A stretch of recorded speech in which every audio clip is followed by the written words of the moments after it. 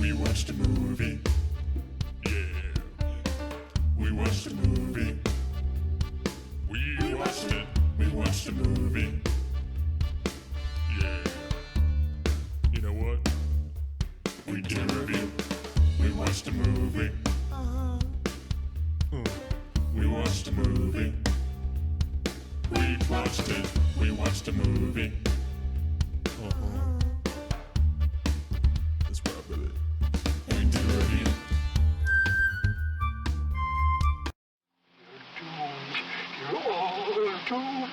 Hellraiser 2, Hellbound! That was not planned, I swear to God. So crazy. Yeah, so this movie, first off, is, I think our review is probably going to piss people off. Yeah, well, you know, sometimes you gotta piss. It's better to be pissed off than pissed on. Nonsense. So definitely. Okay. Some people like this movie a lot better than the first movie, and I just never got with it. I look at Hellbound and Hellraiser 1 as one movie. I remember. It's just chapter 1 and chapter 2. It's exact. It takes place exactly the way, right after Hellraiser 1. She goes there and she meets Frank again. Julie's in it again. Is that her name? Julia? Yeah. Julia's in it again. Julia. So all of them are in it again, and it's just like this is a continuation. And you find that, see, the one thing that I hated the most about this is they really pussified Pinhead in his game. Nonsense. It's like you made him a big wuss. I was like, what the fuck? And I was like, oh, well, we gotta have a backstory, we gotta have a human element. Why? Why did you, I mean, fine, you can figure out that Pinhead used to be this war veteran guy, and that's how he became. See, that part didn't even bother me. I don't like how but I just didn't like how they, like, when he had that big confrontation with Dr. Chenard, and it's just like, boom, boom, and that's he's like, thank you, kid. That's what I fucking hated, because they go back and they show a little bit of Doug Bradley's character's origins or whatever, and that, I don't think that pussified so much, but what did pussify him is when we get to that point, and the doctor comes out, and he's like turned into this whole, like, scorpion master, whatever the fuck, dungeon dragon, and he comes out, and he's just like, oh, really? I got a thumb and a little octopus thing, and I'm gonna fucking just throw this through your throat. He just kills the Cenobites and slits Pinhead's throat like they were bitches, like they were nothing. And it was like, this dude just showed up in hell and kicked all your fucking asses. Slapped him around. I did not like that. And then you got Leviathan, which is the demon of greed. I think somebody explained online that it's supposed to be the god of greed and desire. It's like different levels of hell, so it's not Satan, it's just a different level. And I did like the way it set up the labyrinth of hell. I mean, it was pretty cool looking. It was scary. It was freaky in its own way. And I actually liked the dialogue from Doug Bradley and Cenobites when she actually goes into hell to find her father, which turns out to be Frank, which is, I mean, whatever. And then you just got to throw something in there to have another. Like I said, it's chapter 2, so they didn't really go much further. But I like when he was like, you know, he's like one of the female Cenobites. She's like, "Are you teasing us? Tell me you're teasing us." He's like, kiss tease. Like, we keep finding each other, don't we? I was like, wow. And he's like, go explore. He's like, I just love I love how he is. No more games. It's time to play. I like also when the little girl opened up the box and he's like, wait. He's like, goes, it is not hands that brought us here, but desire. And then he looks at the mirror, and it's like, why didn't you go get him? Like, see, Dr. Chenard is behind there with Julia, and so he knows that there's somebody has opened the box.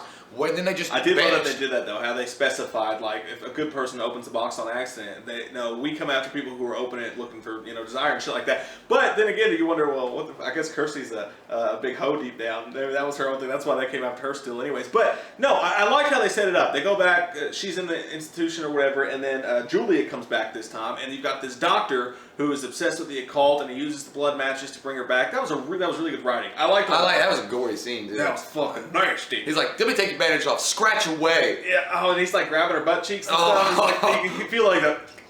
Oh, that's fucking sick. But and then I love the idea of exploring hell. They open up this gateway. I didn't like the mute girl thing. Like, I thought that was like, especially when she like opened the box. Like, she's not autistic. She was just silent from what had happened to her trauma. But why would she just walk into hell? Like, she's like, that's interesting. There was these scary men. I'm gonna go in that light. I didn't like her whole character because it was like, okay, he brings the dude up there and just has him. Dude, the goddamn box. But the girl though walking into hell, like, I don't get that. Like, why didn't she just sit where the fuck she was? Like, they didn't drag her in there. They brought anybody up to open the box. If that was the whole purpose. I mean, well, she was good at puzzle boxes. You know? But she could do a Rubik's Cube like that. But at the end, I was just wondering why, like, you know, I could have imagined, like, can you imagine, like, we've been drunk, you would have stumbled into that white wall. Because if the door, why was the door still open? Like, she'd opened the box, they came out, then they didn't take anybody, and then they left the door open. It's like, what do you live in a fucking barn? It's like, just close that shit. But it would have been funny if somebody, like, what if they did that on the street? Out of a bar, someone just be drunk, like, wow, it's no light. And then they walk in, it's like, fuck! So if anybody just walked into hell because the doorway's still open, does that mean that you're just trapped there? Like, even if you didn't open the box? I guess. There's manual holes in this. At least in this, yeah, there's massive amounts of hole in Hellraiser 2, but at least one thing they did do that they didn't do later on in the movies, they kept Pinhead consistent. Because he was still just going after people that did the box. Yeah. It wasn't later on where he becomes a different character completely of what his old motivations are. Like I said, I love that the idea of them exploring hell. Them walking through this maze and all this creepy shit, even though some of the effects were still like, you could tell, I still like that they used practical effects, but when they're walking through, just that idea always intrigued me. Like different rooms and different terrible shit going on and stuff like that. And I like how they brought Frank back and he's got all these women around him that want him to do it, but he can't. It's like the worst hell for him. That's that kind of thing. Like, what would your hell be, I wonder? That's the question of the video. Like, what would your exact hell be? Would it be just non-stop Twilight movies? I think it would be that, or it would be or I think, honestly, just imagine sitting in like a grody-ass 80s apartment watching like Roseanne non-stop. The ripping and the tearing. Non-stop. The ripping and the but tearing. You know, the thing is, I think that at the end, this movie just, it didn't, I don't know, it kind of went so off kilter from what the first one was, and then I didn't understand why, like, the doctor came back and then all of a sudden he's able to invade the world, or kind of like he can invade like the hospital and he's killing all the patients, and even though none of them opened the box, but I mean they all had their own individual boxes, but it's like I didn't even understand what was going on then. Yeah. You know, and then you get Pinhead and then he's like, Dr. Shinar comes in, and I love how his little fingers come out. He has like a flower and a finger, and he's like, come. Cool. He's like, come. It's so nasty. I know, it looks like a friggin' Peter Gabriel's Sledgehammer video. It's like that stop animation. He comes in, he's like, stand off. And he goes, like, and it's like, all Pinhead does is fucking throw like chains. I was like, can you not do anything else? And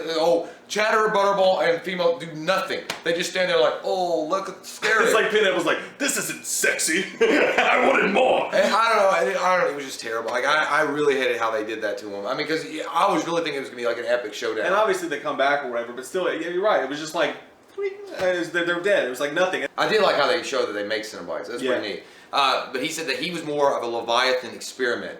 Like, that's why he had that little suction tube on him, and he was an experiment, and he actually was going to take over because Pinhead had lost his mojo after he became human and became dorky.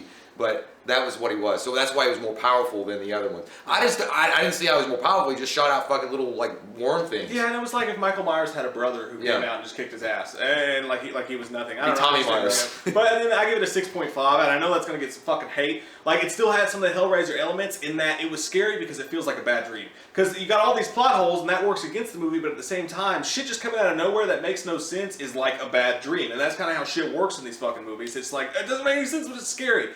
And I like the idea of, you know, visiting hell and all that shit like that. I just didn't think it was done right, and like we said, I just don't like how they made Pinhead kind of a bitch. Yeah, I'm going to give this movie actually a 5.5. I really wasn't that big of a fan of it at all. I mean, it's not a bad movie per se, and you get and watch it, but I think it should have been like, just a lot of it could have been condensed down and put into Hellraiser 1 and make it a longer movie, because it really is just the same. I mean, it's the same fucking story. It's just a different part. And just the way they shot it, the way that Pinhead was, the way, I mean, not at first, but when they pussyfied him, they brought Dr. Schnarr in, there was all these plot holes and subplot holes going on. I just didn't like it. I don't think Clive Barker knew what he had with Pinhead, the character, at that point. So he's trying to bring in this new character and make him the all-being, and it's like, people are like, but Pinhead. Yeah, I think that they just rushed a lot of shit. And then, you know, of course, they wanted to show more of the Cenobites, and they wanted to show more of hell, which is fine. I just think that they missed an opportunity to make it more interesting. Too much shit going on. Yeah, it's just kind of like, goopy. It's just not there. It's just like, I don't know how to explain it. It's just like, what's Hellraiser 2 about? It's like, it's like you have no like, you could say, okay, watch Hellraiser 1, and then just take a few little elements from that, and they explain a backstory to Hellraiser or to Pinhead. So that explains right there, guys. Hellraiser 2 is kaboody. And we'll see you guys next time we watch the movie. We watched a movie. Yeah. We watched a movie.